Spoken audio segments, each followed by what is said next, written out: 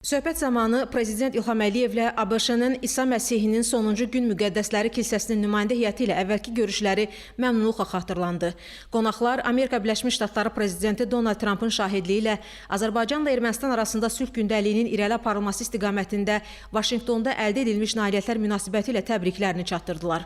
Təbriklərə görə təşəkkürünü bildirən dövlətimizin başçısı Vaşinqtonda Azərbaycan və Ermənistan arasında əldə olunmuş razılaşmaların tarixi əhəmiyyət daşıdığını deyərək, onların regionun inkişafı üçün mühüm rol oynadığını vurğuladı.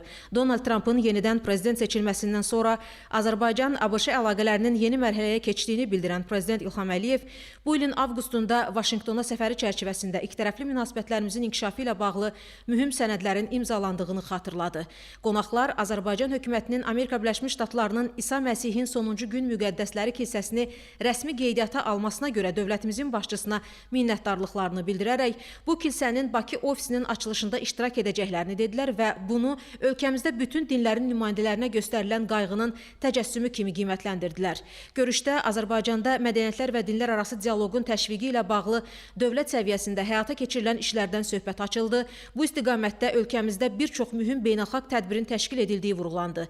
Tolerantlığın xalqımızın həyat tərzi olduğu bildirildi. Ölkəmizdə tarixən müxtəlif dinlərin və xalqların nümayəndələrinin bir ailə kimi dinc və sülh şəraitində yaşadığı qeyd edildi.